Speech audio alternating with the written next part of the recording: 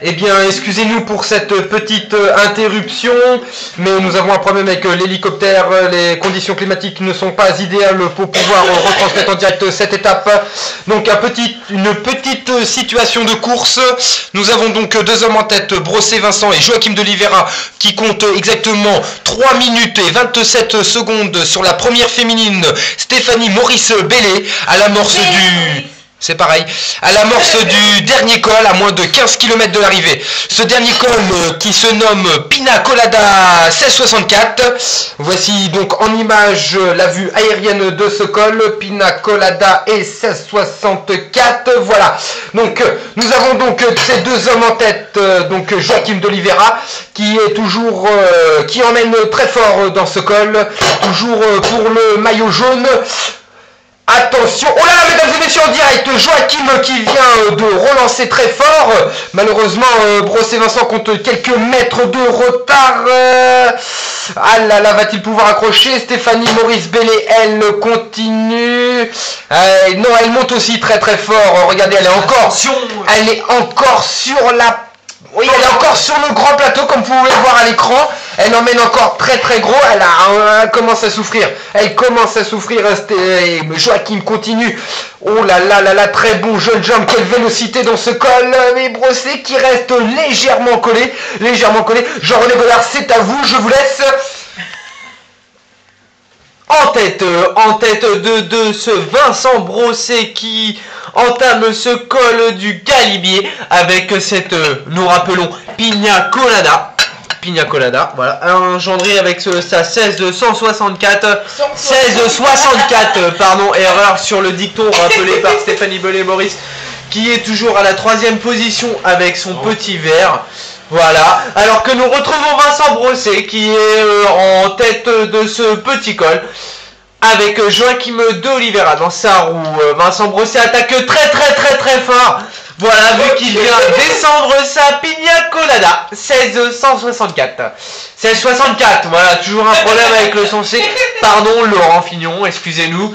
Voilà, nous retrouvons donc d'Oliveira, Joachim qui est... Donc Joachim d'Oliveira qui compte quelques mètres de retard sur Brossé Vincent, mais qui fait l'effort de revenir dans sa roue. Toujours en 3e position, Stéphanie Maurice Bellet, qui emmène encore très fort et qui compte maintenant 3 minutes et 35 secondes sur ces deux hommes et plus de 2 minutes d'avance sur le premier peloton maillot jaune que pourrait porter sur ses épaules Joachim de Oliveira.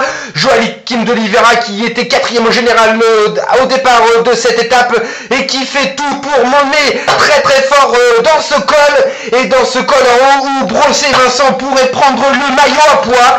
Oui, il pourrait prendre le maillot à poids puisqu'il comptait 65 points sur Rasmussen contrôlé positif, donc forcément Brossé sera forcément maillot à poids ce soir, mais combien d'avance sur Carlos Sastre? Ça, nous le saurons s'il passe en première ou en 2e position, car je pense que maintenant ces deux hommes auront pu rattraper d'ici l'arrivée. Et Joachim qui continue de rouler très fort. Oh là là, tandis que la pente devient très sévère, Joachim continue d'avoir une vélocité très importante. Il est à 150 tours minute, c'est impressionnant sur ce 53-11 à une pente de 23%, c'est impressionnant, il monte à plus de 65 km/h, c'est un véritable impressionnant. On pourra dire tout ce qu'on voudra sur le dopage, mais ces garçons sont clean pour le moment puisqu'ils sont passés que une fois en 15 ans au contrôle antidopage. Donc, tant que les tests ne sont pas prouvés, ils sont clean. Donc, nous voyons donc Joachim en plein effort. Putain, j'ai du mal. Ah là là, Joachim, oh là là, il compte prendre le maillot jaune ce soir. Son directeur sportif est monté à sa hauteur et lui a dit que la victoire d'étape était à sa portée, ainsi que le maillot jaune. Le maillon jaune dont le 3e et Carlos Sastre est déjà pointé à plus de 5 minutes et 47 secondes maintenant, c'est impressionnant. À 5 km de l'arrivée, et Brossé Vincent qui compte quelques mètres de retard, qui a du mal à accrocher sa roue. Et ah là là, Joachim demande du ravitaillement à sa voiture. Et ah là là, son directeur sportif